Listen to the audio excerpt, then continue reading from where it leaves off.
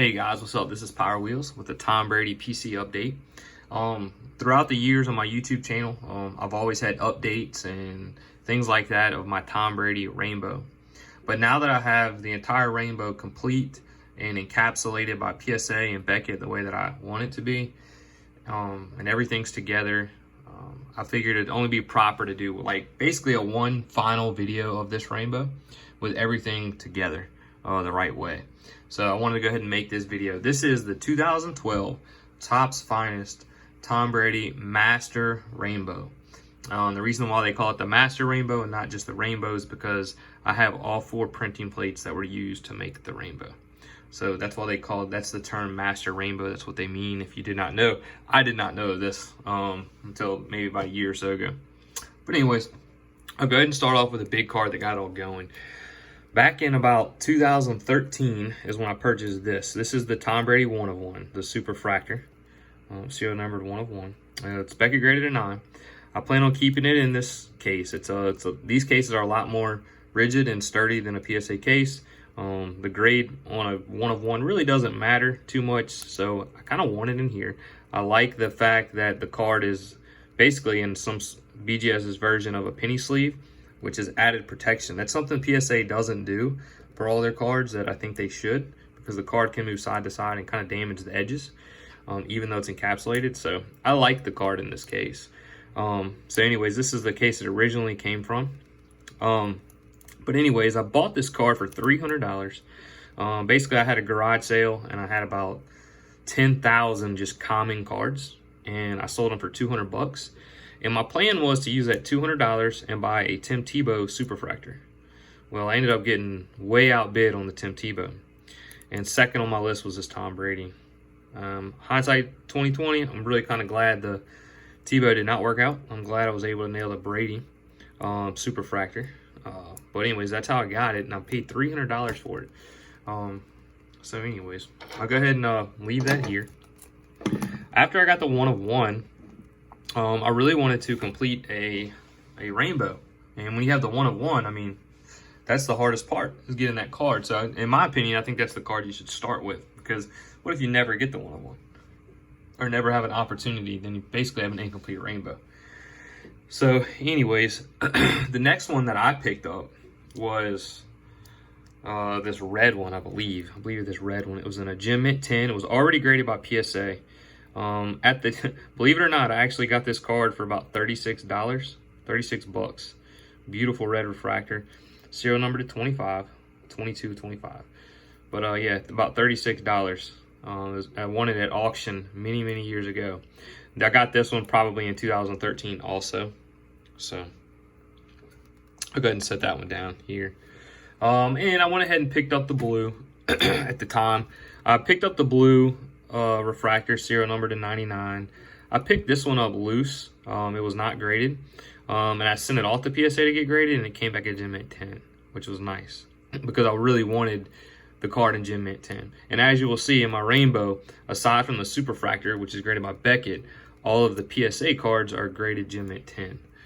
So I wanted to have it in the highest grade to make the rainbow just kind of the right way. The gold refractor right here is serial number to 50. This was another one that I also bought loose, sent it off to PSA, and it came back at Gem Mint 10. So I was happy about that. So I didn't have to pay like Gem Mint 10 price. So I almost bought a Gem Mint 10 too, just in case mine didn't. But I was like, you know what, let me just go ahead and send it off and just see what happens. And it worked out in my favor. So I kind of had these 3 for a while. The gold, the red, and the blue refractors for a while. And the one card I just couldn't find was this one. It was the Pulsar refractor, serial number to 10. And this one is 10 of 10. And when I got this card, I actually bought it. It was in a Beckett BGS 9.5. And I mailed it to PSA for a crossover, and it met the criteria. So, and I've had cards I have sent that did not cross over. So this one crossed over, and they gave me a Gem Mint 10. So it's a beautiful card. This one took me several years to find. Again, I started in 2013. This card right here took me probably about 3 years to track one down. At least 2, probably 3 years to track down. And I got this card for 250 bucks. Since then, I've seen this card sell for as much as $1,250. And that was like a couple years ago. That might have been like about 2 years ago. And so anyways, that's pretty cool. I got it for 250 bucks. I think the seller was asking 500, and he said, man, I can't go any lower than 250. So I gave him 250 for it. At the time, I felt like that was high. You know, looking back, it wasn't, but at the time, it actually was kind of high. So anyways, I got this one. I really love the way the pulsar looks in that red area. It looks awesome. It's really, really cool. So anyways, the 10 of 10 was really a hard one to find. You know, like I said, I had a really hard time tracking that one down. All right, let's see. Along the way, I picked up some of these printing plates. So I believe the first printing plate I picked up was, I think maybe the yellow one. I got this one off eBay. So, you know, and these were pretty cheap, believe it or not. I got these for like about 65, 75 bucks in that range. It was a 1 of 1. I got this one off eBay. So that was cool. I was never my plan to get all the printing plates. It just kind of happened. Like throughout that 7-year process, I was like, why not pick them up? I was like, you never know. What if I ended up getting them all one day? And again, it took me 7 years to complete this. So I got the yellow plate right there. And if you notice, it's like the reverse image, right? If this was like, I guess, stamped on the card that way, that's why it's like that. But anyway, I believe the next one I got was the red plate. This one I also got off of eBay many years ago. So sending off to Beckett. The printing plates, they don't put numerical grades. They just classify as authentic with PSA. They may have used to grade plates, but it doesn't seem like they did that anymore, at least not with these. So the blue one, I actually got this one off Amazon. I was just like, you know, let me check other card sources. And I found this one on Amazon years ago, a long time ago also. And I picked this blue plate up. Of course, it's also 1 of 1 off of Amazon. So if you're really looking for a hard to find card, don't just stick to eBay. Check out other card sites. Check out Amazon, things like that. You never know. Someone might just randomly post it up there. Well, I sat on these 3 printing plates for several years and just never found the black one. I made lots of videos about the black one, the black plate, which I have right here. I made a lot of videos asking people if they've ever even seen this. I was hopeful that it would pop up, but I never really felt like it was likely because this card did not pop up until a couple months ago. And so 7 years to find this final piece, 1 of 1. So, I mean, there was only 1 of them out there. And it finally popped up for sale. Supposedly there was a collector who had passed away and his wife was selling off his collection. And some guy online was helping her sell the collection. And he put it up on eBay, and that's kind of how I got it. So there's a good chance this card might have never seen the light of day again if that lady wasn't willing to sell this collection. So kind of fortunate that happened. Yeah, I bought it the second I saw it. But anyways, that is the black plate. Yeah, that was kind of the final piece. And if you follow my channel, you know I've probably mentioned this card, the black printing plate, in at least a dozen videos. On the forums, I would always put questions. Hey, has anybody seen this plate? You know. Well, once I got the black plate, I had let's see, I had these 2 cards, kind of base card and the base refractor. I had these like loose, but I knew they wouldn't gem mint 10, so I went ahead and just bought them so I could have them in gem mint 10. So yeah, I got the base card here and then the base refractor. So anyway, so that's those. And then I have this pulsar refractor. I had this one for a while, but I had it in a PSA 9.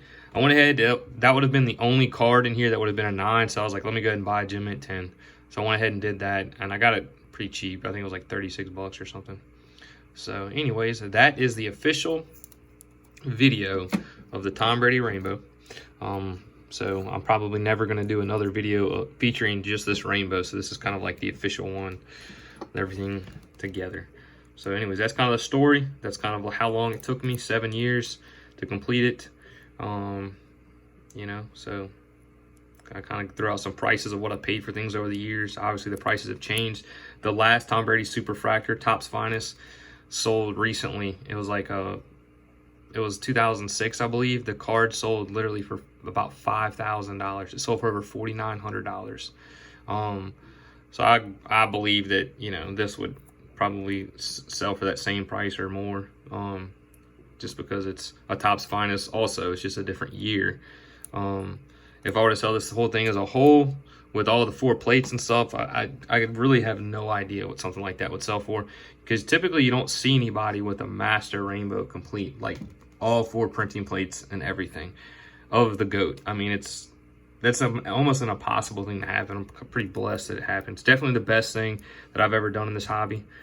So I'm really thankful for that, because I'm not a guy who spends like thousands and tens of thousands of dollars on cards. And, you know, so for just an average kind of budget guy like myself to get this card for 300 bucks and then track down all the printing plates and things like that with my due diligence of checking all the time, you know, it's a blessing. It's pretty cool to own this, and it's probably not ever going anywhere unless, you know, the prices are just make it too hard to say no. But I think that would be probably years from now. So, because like I've always said, I really expect the Brady market to kind of do what the Jordan market has done. Similar, you know, not quite as high, but very similar. So anyways, thank y'all for watching. Hope you enjoyed the official video and this update of the Tom Brady 2012 Master Rainbow.